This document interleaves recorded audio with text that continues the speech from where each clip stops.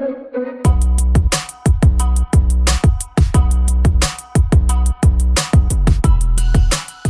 morning, everyone. Hi, my name is Andrew Allison. I'm the Chief Commercial Officer at Red and Yellow, and thrilled that you can join us this morning. Now is particularly timely as we've got a number of clients who are starting to kind of really come to life again from a training perspective for a number of reasons. Either they have got year ends, December year ends, and have BEE targets and skills development spend that needs to be allocated, or they've just got training budgets which need to be used up, and they might have been sitting on them for a while, as they're just watching and waiting and seeing what's happened over the course of the last year, or they're just starting to see signs of life again after an incredibly difficult and complex year, and are now starting to kind of open up and start to reinvest or to invest in their people again, which is fantastic. So for a number of different reasons, we're starting to see these things happening, and so we're really enjoying re-engaging with everyone, and old and new, and seeing how we can help in making sure that our clients' people are as equipped as they can be for the new world in which we live and work, and what 2021 is going to bring, which hopefully will be a lot better than what 2021 has brought. BEE and skills development is obviously a big focus for us as well. So all of the training that we deliver, we look to offer optimized, BEE optimized variations of them, and specifically BEE structured programs.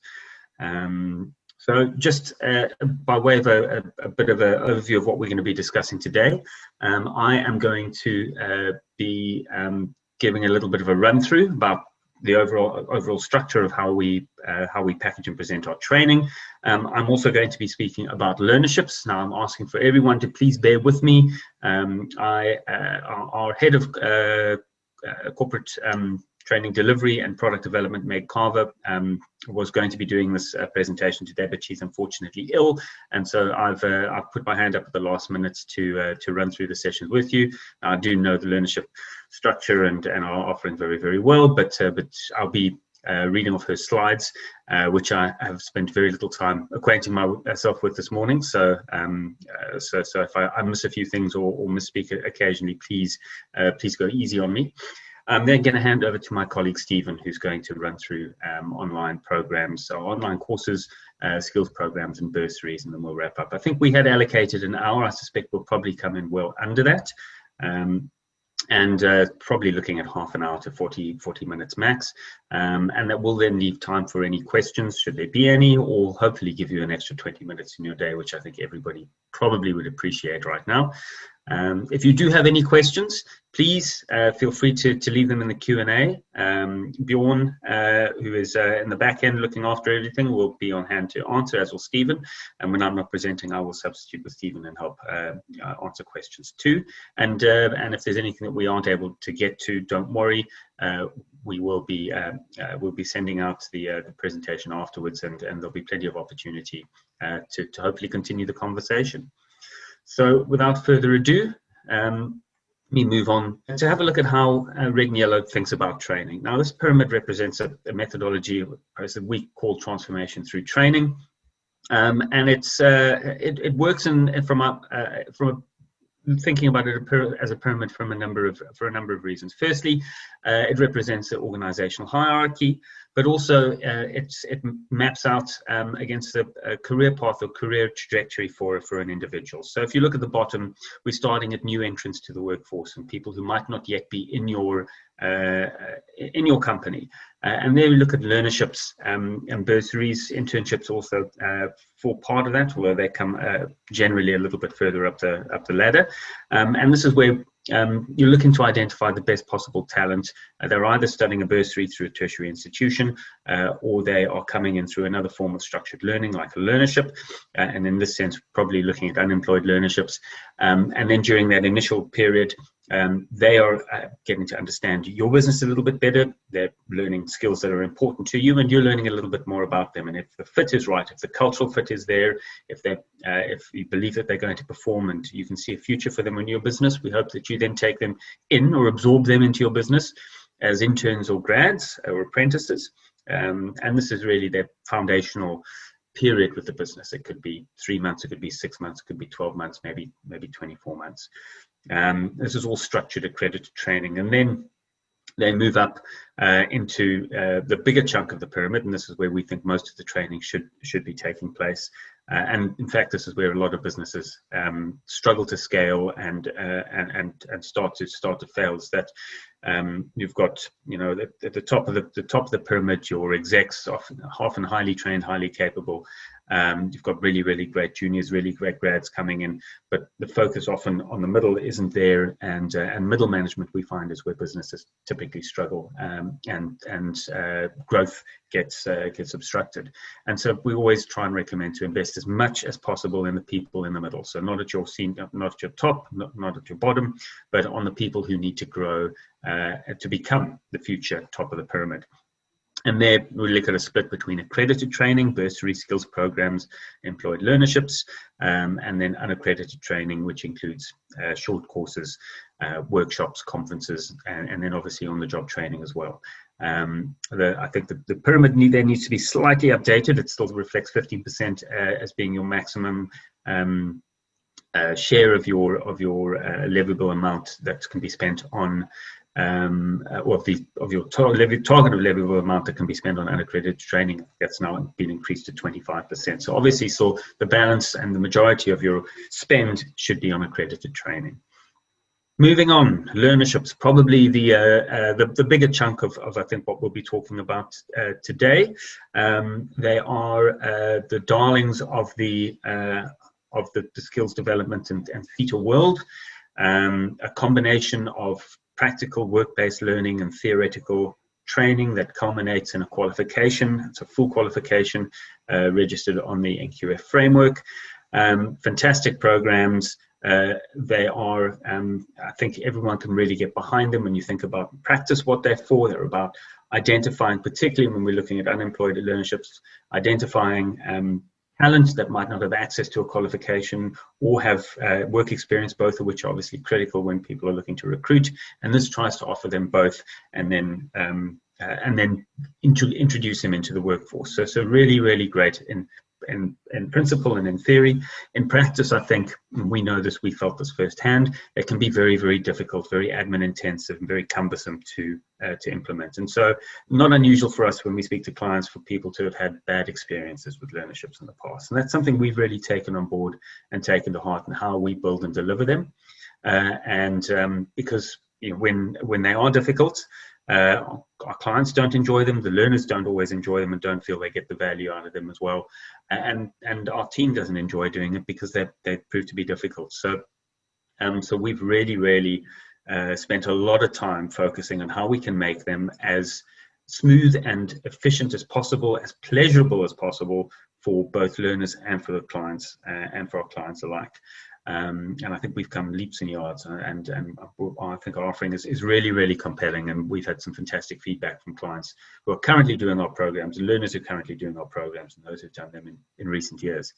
So great benefits offered by learnerships. Firstly, SETA funding. When you're applying for your discretionary funding, they typically do tend to be right at the top of the SETA's wish lists, because they're intended to create jobs, and particularly target youth. And so if you are submitting, you are probably far more likely to get funding for learnerships than for other sorts of programs. And not only will you be able to apply for funding for the program itself, but you'll also be able to apply for a monthly stipend, which will supplement the student's income or earning potential during the program. So if you're able to kind of get everything to align well with SETA funding and with the program starting at the right time, then it's possible for a lot of the costs of running these programs to be offset. which is obviously a fantastic situation to be in. The truth of the matter this year is that SETAs have not come to the party at all, and so a number of our clients who are running learnerships are doing them on an unfunded basis. Still have all of the fantastic benefits, really, really great recognition for headcount on a headcount basis, for making inroads into your spend targets, and then also absorption, bonus points for absorption at the end of a program where you're dealing with unemployed learners who then join your workforce or your staff in a permanent capacity. I've just mentioned the recognition. They do offer a greater weighting of programs than many others under the codes. Bursaries, the other, I think that's really come up in the rankings in the last year or so. And I've mentioned the absorption points, and then obviously the salary benefits as well. And that when you're running learnerships, similarly with internships, not only can you recognize the cost of the program for the duration of the program. So if the cost of the learnership is 50,000 Rand, you can not only recognize the 50,000 Rand, but also the salary of the learner for the duration of the program. So if a learner is earning 5,000 Rand a month, that's 60,000 Rand for the year, plus the 50,000 Rand, and that's 110,000 Rand worth of recognition that you're able to get.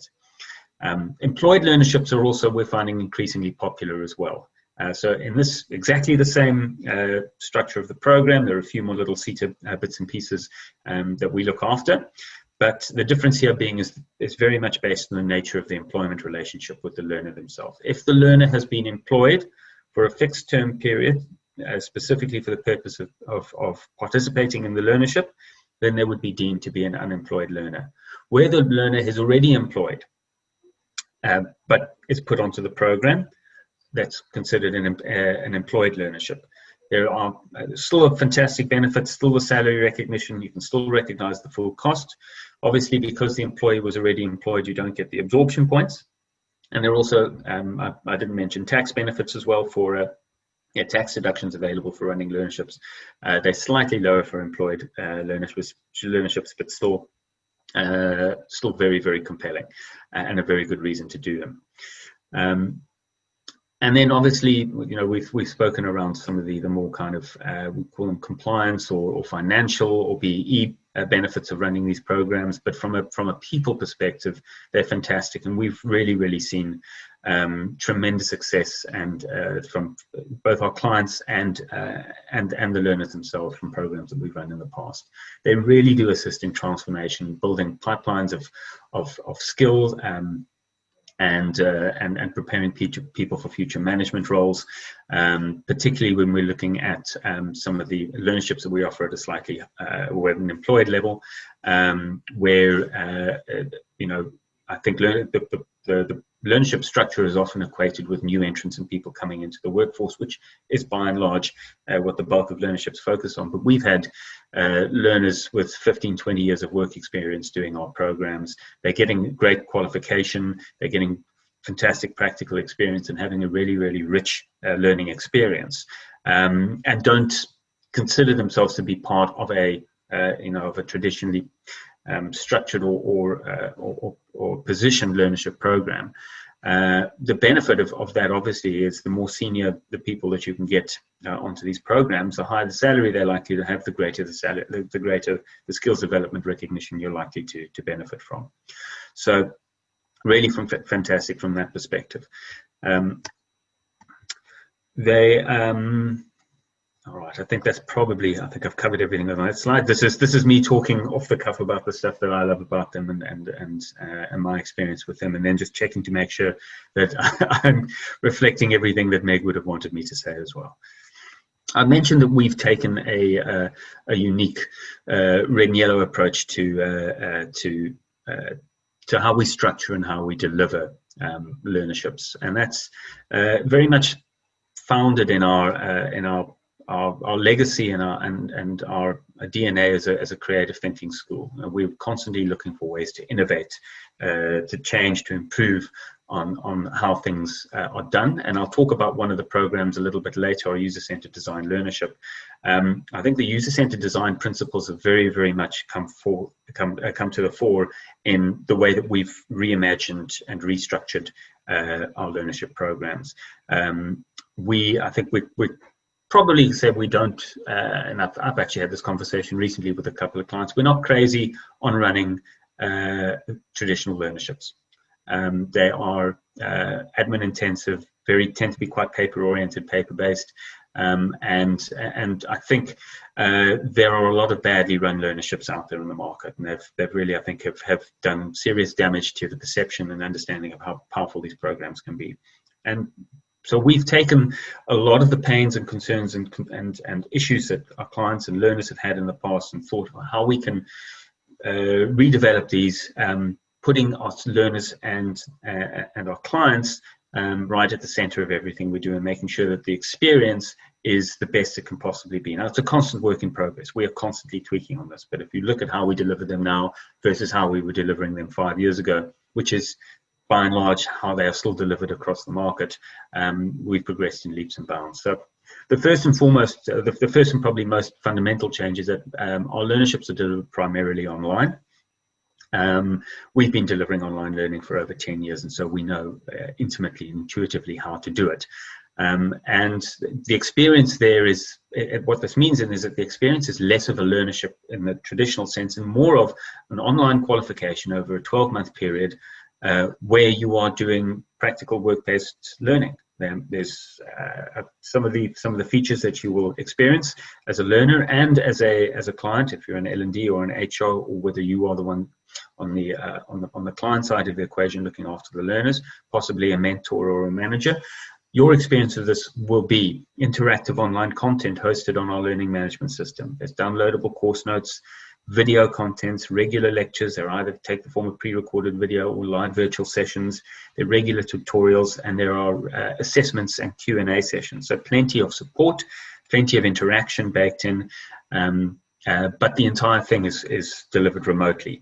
And that means that your learners can work for the entire duration of the program as though they were studying, a qualification, either a short course, just delivered over a longer period of time, or and not too dissimilar to what they would experience if they were doing a program through UNISA. Probably a little bit more involved because there is the work-based component that we need to cover as well, but very, very different to, I think, how people think when they think of their experiences with learnerships.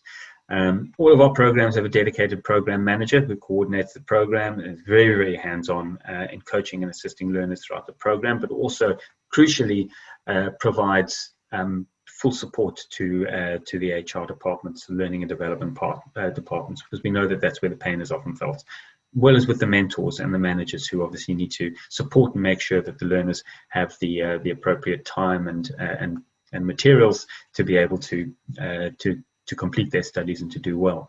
And then this is a requirement of all SETA accredited programs, the portfolio of evidence. All learners need to complete this. It's a compilation of all of their assessments, logbook of hours spent doing the theory and putting their new skills into practice. We've digitized the whole process and made it as easy as possible for everyone to comply with. Some feedback on some of our learnerships with red and yellow, recent ones that we've delivered. I'm not going to read them through, but by all means have a quick look through them. This is from both the learning and development manager side as well as from the learners themselves. I think one of the things that we really try and focus on as a differentiating factor when it comes to how we do things and the experience of our clients and our learners is that student and client satisfaction elements. We strive to be as responsive and flexible as we possibly can be, and time and time again it comes back in the feedback. That's really what our students and our clients appreciate in the way that we work and in the partnerships that we build with them. I will send all of this around, so if you do want to read a little bit more, by all means, you can do so at your leisure. All right, I'm going to talk about two of our upcoming learnerships. The first is our digital marketing employed learnership. I say employed because that's how most of our learners come on board and doing it, but there's absolutely no reason why it can't be run for one of as an unemployed learnership. And we've done this quite a few times in the past, where our clients will take on an intern or somebody specifically to put them on the program. They will employ them for 12 months, sign them up, enroll them on the program. They will do the program. They will be in the workforce. And then at the end, ideally in an ideal situation, and typically, when a student has done well on this program, the chances of you wanting to retain them are probably quite high, and so the absorption is likely to happen. Digital marketing is something that Red and Yellow, I think, is especially well known for, amongst many other things. I think we're probably safe to say we're the leading trainer in digital marketing on the African continent. We literally wrote the textbook. The image you've seen here is our e-marketing textbook. Now in its 6th edition, it's been downloaded over 1 million times. It's available as a free online PDF or as a hard copy, and it's prescribed in universities around the world. We offer so many different variations of digital marketing training, and the learnership is one of our newer ones. We've been doing it for about 2 or 3 years now, but certainly one that's growing in popularity. What is the qualification itself? It is a NQF5 mixed SETA accredited qualification based on the National Certificate in Advertising Framework, and it's broken into 4 12-week modules. Module 1 is an introduction to the marketing environment and to today's consumer. In Module 2, we look at marketing communications and really get into the detail with disciplines like direct marketing, content marketing, social media marketing. And then in Module 3, you get onto managing clients, building campaigns, managing clients, and dealing with contractors. So this is not specifically designed just for agencies. This is for anyone working either client side, brand side, business side, or in an agency. These concepts and the skills that we teach are entirely transferable. And then planning and control, so project management, financial management, and optimizing campaigns. I think any marketing manager worth their salt needs to be broader than just a marketing practitioner. They need to understand how all of these related domains fit together. That's how we build T-shaped people, which is something that we really believe in. And then I'll send this through, but on completion of the learnership, learners will be able to do a number of things. Obviously, very, very outcomes focused. Source and analyze information, make recommendations regarding the appropriateness of their ideas, present ideas, determine resources for marketing and advertising projects, evaluate marketing, advertising, and project and campaign progress and outputs, and implement and coordinate their campaigns and projects. Great. The next program I'm going to talk about, which is starting in early November, is our user-centered design employed learnership. Again, can be run as an unemployed learnership, but this really is an emerging field, and I think it's important that we explain it. I've tried to explain it in the context of how we develop our own programs using these principles. But user-centered design at the heart of it is a design-driven methodology and collection of processes which focuses on putting users at the center of product, service, or experience design and development. You may not be familiar with it as a concept. You certainly will be familiar with it as a consumer or a user of products. These brands, hopefully the logos are all recognizable. Tesla probably the only one that isn't available here. But over a 10-year period, the Digital Design Management Institute did quite an intense survey, and one of the outtakes there was that over a 10-year period, design-led businesses outperform their competitors more than twofold.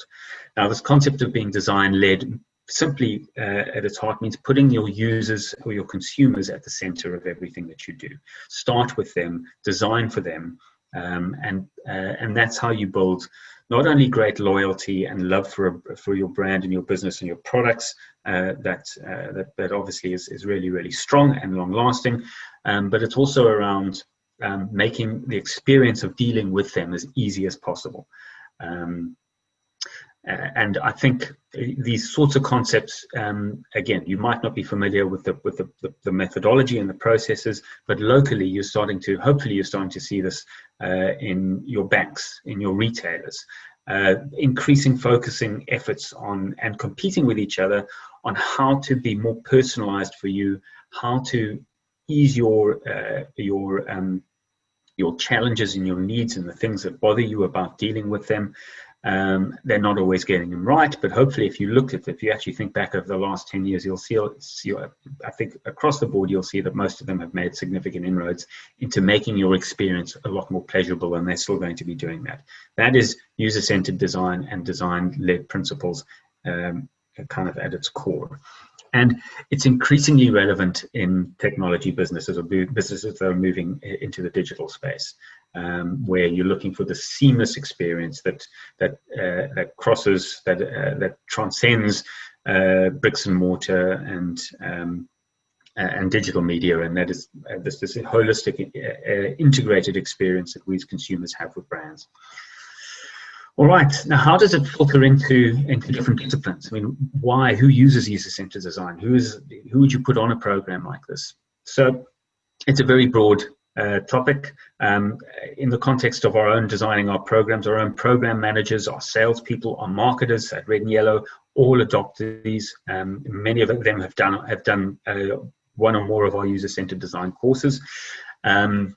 So it speaks not just to a way of how you build things, but also how you approach problems and how you craft solutions.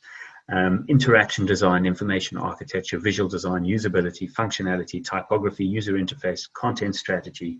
It's something that's crucial for marketers. It's crucial for salespeople, anyone who's dealing with customers, and anyone who's building something that customers are going to be using will benefit from the skills that they learn in here. It is not just for designers, and I think that's something that we are becoming fierce advocates about, is that design is not painting a picture. Absolutely, that's an element of it, but design is very much about creating things for specific purposes. So what does it cover? The underlying qualifications and National Certificate in Design Techniques. It's an NQF5, another MICT CETA qualification, broken down into 3 modules. Firstly, a theory and principles. So big focus on user research, problem solving, and just it's obviously some introduction to the principles and what it is and how it works. And then we move on to application and practice. We look at information architecture, prototyping, so that could be a product, it could be a service, and visual design, the look and feel of the thing, and then professional practice of UCD, which is actually getting into designing interfaces, a bit more in product and service design, and then actually the practical implications. So during the course of this program, learners will not only engage with the theory, it is obviously a learnership, which means there's a strong workplace learning component, but during this, they will actively be involved in solving problems for your business. Part of the challenges that we set them is to identify areas of stress or problems within the business that could be resolved using a design-led approach, where user-centered design techniques, and then we ask them to solve them. And so not only are you upskilling your people, teaching them critical new ways of solving problems and challenges, but you're also if deployed properly, and we're giving them the right briefs, which would obviously be in collaboration with you, you're getting them to solve some of your own problems, internal or external. I'm going to skip through this. I'm going to then hand over to Stephen, who's going to take us through the remainder. I did say this was going to be shorter, and as so often happens, I get excited about the stuff and I start waxing lyrical. I'll hand over to Stephen now. If there are any questions, we're happy to pick them up in the Q&A, pop them in, or we can chat about them in the remaining time we have afterwards or over email. Fantastic. Stephen. Thanks, Andrew.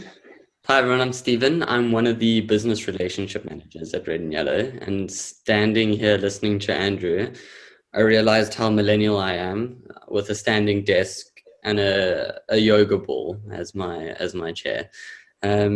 Perfect. So I just want to talk you through what we're doing with some of our online accredited courses. So as Andrew mentioned, we've moved as much as possible online. This makes it much more efficient when looking at the people in the workplace, and I'll get to the benefits now. And really what I think the nicest way of looking at our online course is we have our online school, which isn't specifically focused for corporates, but because we do a lot of work with corporates, we use our online courses and integrate them from a skills development perspective to make sure that they are as beneficial as possible to companies within South Africa. So when we build any of our online courses, we make sure that we align a SETA unit standard to them. And then when speaking to clients and seeing if it is a requirement of theirs that SETA and skills development are an important part of the conversation, which is something that we can discuss, we'll make sure that we run the courses and they run exactly the same from a student perspective. And really from the only extra thing that we make them do is they need to do a portfolio of evidence to make sure that there's proof that they have learned the skills that we're teaching them. And the three kind of main points that I put down here that I think is really important to look at is, one is the quality content. And that comes with us not being a training provider that just does specifically SETA. All we do is SETA accredited training. Is we really look, we're a full-time school as well, and the online school, and a corporate training provider. What this really does, and I think it's one of the big things that separates us, is we have a core focus on making sure that the quality of the content is good and is going to add a lot of value, and that is always prize one. But then we couple that with the SETA and skills development side, because we work closely with clients from a BE perspective. No interruptions to work days with the program, so your staff don't have to leave the office for days, especially for companies where they're paid. There's an hourly side. We know that that's incredibly beneficial. And then the big advantage when it comes to the SETA training is that you're going to get 100% of that spend recognized towards your BE skills development targets, rather than just being able to utilize it in that 25% from unaccredited training. So I put a list of courses here that just so that when we do send this through to you, you can get a better breakdown. And also what we'll do is we can attach a course calendar that outlines the courses for the rest of the year. But I've just bolded a few of the courses that we do have up and coming for the rest of the year. So that's our graphic design. And these are all our 10 to 16 week courses, so shorter courses. This is graphic design, a new course, data principles and visualization, which is, I think, incredibly exciting as everyone lives in a much more data-driven world, and being able to visualize that data is becoming more and more important. Then we've got our entrepreneurial thinking and project management courses coming up. And then our marketing related courses, which Andrew mentioned, we have a lot of offerings around. That's our digital marketing is our flagship one, an introductory one for anyone who's new to the space, an intermediate one for people who have a bit of an understanding but need to really hone their skills. And then a professional is for people who have been working in the space for a while but are really looking to take their skills to the next level. Then again, if there's any questions on the online courses, please, you can pop them in the Q&A. Also, I'm happy to after this, I'd love to open a discussion with anyone who's interested and has queries around what we do offer. Then looking at our skills development and custom training are two of our other offerings. So skills development, I'll keep it simple and easy. We try not to overcomplicate it. Is when looking at our skills programs, is there programs that need to be between 3 and 6 months from a SETA perspective, and the SETA also requires us to have them aligned to 2 unit standards.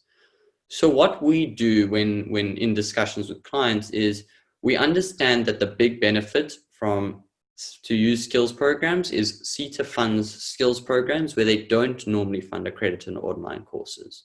So what we'll do when there's a larger group or in discussion with you is we can take our online courses, and because we align them to a unit standard, we can align them to a second unit standard and extend the duration of the course for you so that it fits within that 3 to 6 month duration. And that allows it to be a much better opportunity. It provides you with the opportunity really to utilize SETA funding towards these programs, which I think is incredibly powerful. And I said it at the bottom, we really take a lot of our 10-week courses, we give learners extra time. So we turn them to 20 weeks. So they have a longer time period. One, it's not as intensive during the 10 weeks because it's spread over, but also it's important so that it moves into that 3 to 6 month duration that is required. And we add a second unit standard in there. What we'll also do, and this thing, it's a really nice link into where we go into custom programs, is when we start looking at the skills programs and doing them as a specific run for your companies. I'm going to use digital marketing as a nice example. So we'll take our digital marketing online course, and then with that, extend it over the 20 weeks. So it becomes a skills program within that duration and the extra unit standard. And then what we'll do is we'll add in facilitated workshops with one of our facilitators, was that really to bring in an even more interactive side to the program. So with the customized training, and some of our skills program, we can do customized training as skills programs, as accredited online courses, or even we can do, we do learnerships as well if there's a big enough cohort. And I think the real advantage when looking customized is going to be much more aligned to the skills gaps of your company. So we can be much more specific on where the skills that you're looking for within the organization, make sure that they directly align. This does require there to be a larger group to go on the program. So we can't do this for 1 or 2 people because there's a significant amount of effort that goes into this.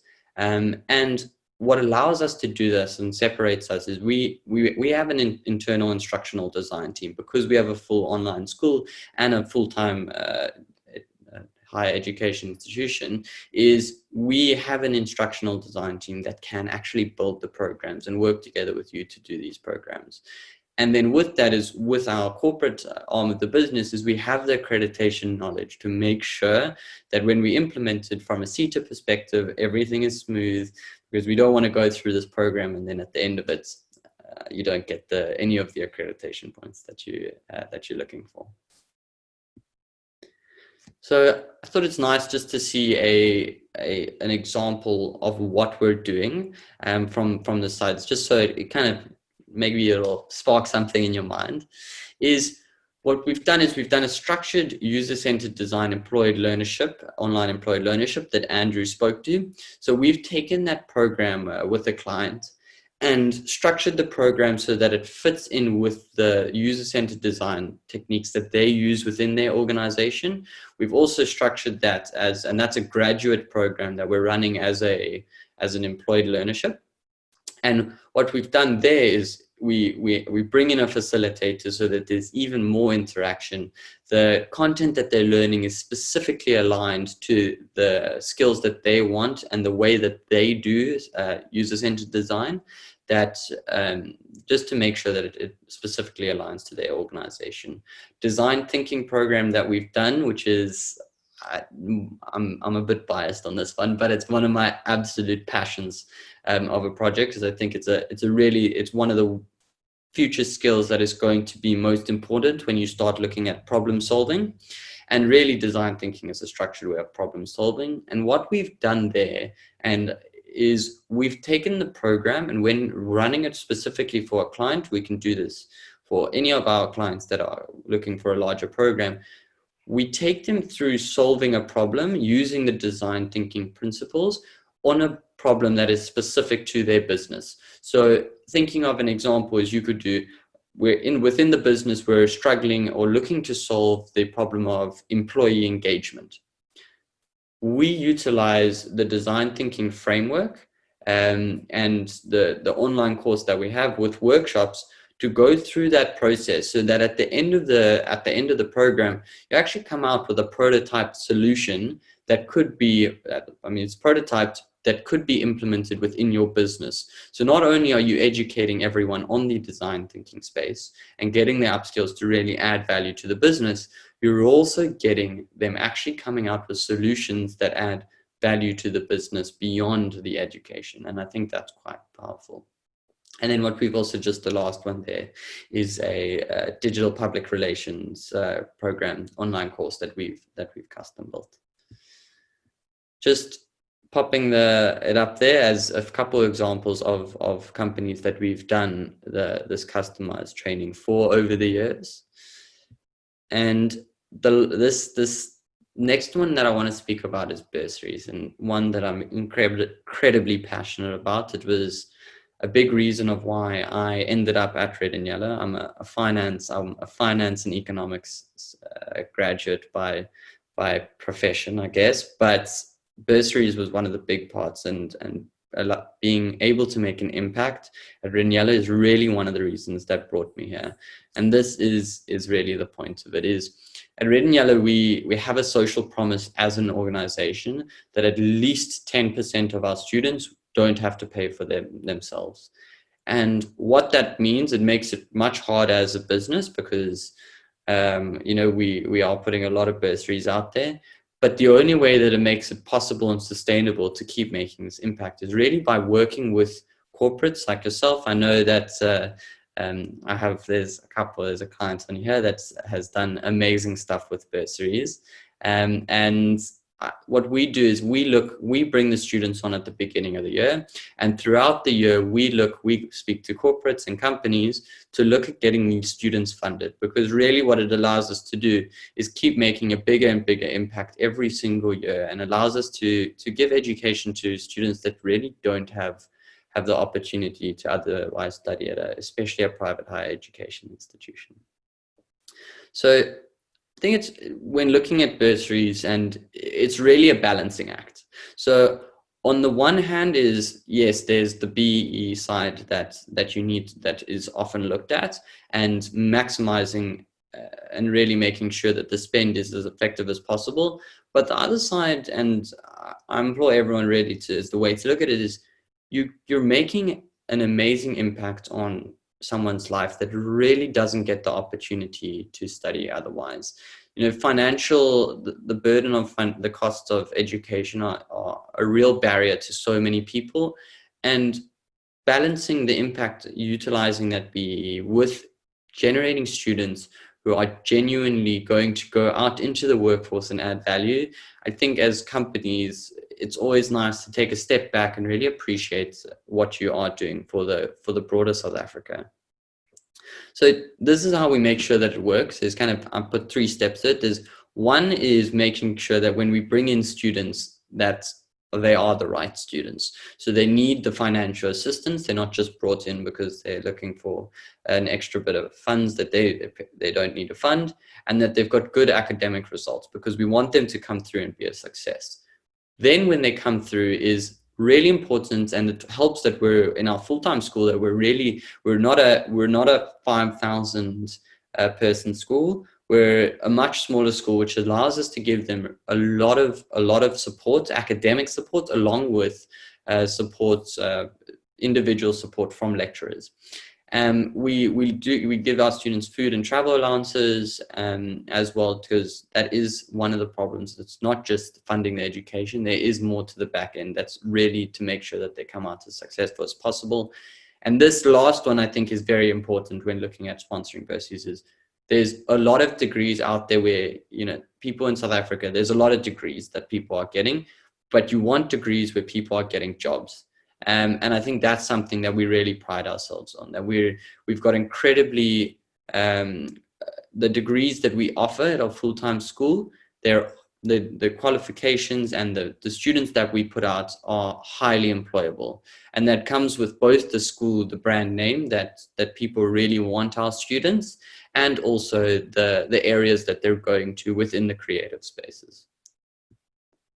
And then really what all of that impact, we try make the process, because we do appreciate that there is a BEE side, to make sure that that's as efficient as possible. There's 2 things that we, in all of our discussions, that really make that we've listened to our clients and said, okay, well, what's going to make this as efficient for you as possible as well, and as easy for you, is speed and flexibility. So with the speed and this is of sponsoring bursaries, is speed is, we have at the beginning of the year, when we take on students, we prepare all of their documentation now. So it's come from a lot of learning and mistakes that have happened, and there's always going to be extra documentation, but we have, with all of our full-time students, all of the documents already prepared in folders for the students, so we can really get the administration side, that you don't need to worry about that so much, and make it a bit quicker.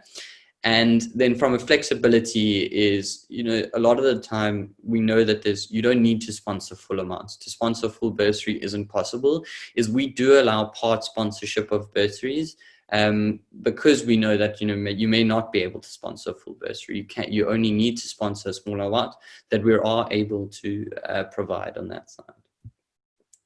I've got the process here, but I think I probably just want to keep for time's sake, and rather drop off a little bit early. But the process is really easy. You've just got to get in touch with one of our corporate training advisors, or me, and my colleague Rudy as well. And we can send you all of the pre-screened students, the candidates that are already there. And you can select the students, we can get all the documentation through to them. Interviews can be set up with us, and really we can do this whole process incredibly quickly. And we'll work very closely with you to make sure that we do everything from an administration perspective also gets sorted. Cool. Then our last offering that we do have as the corporate training arm of the business is our workshops. So it is important to note that with the workshops, not all of these are done as accredited. They're not normally done as accredited. If we want to do accredited programs, they need to be run over a longer time, and more than one, because there needs to be a certain number of hours of learning and study. It is difficult from a workshop perspective, but if we do put together a workshop series, we are able to run that as accredited. So that just needs to be in discussion. And I've just put a few of the workshops that we've done is our digital design, content, social media, and art management. But really the power that when it comes to being a full educational institution is we have a lot of facilitators and knowledge experts that we're constantly interacting with. And because we have these connections, we're really able, in discussion with clients, because we like to make it as much of a partnership as possible, that we can bring in the right people to deliver the workshops for you and make that work. I think that is it. That's everything that we did have to say. I just want to, I'll close it off by saying just a quick thank you to everyone who came through. And I hope that you did get a better picture of what we're able to offer, what we're able to do, and how they can add value to you. Please reach out to us. Let us know if you have any questions. We're really open to the discussion.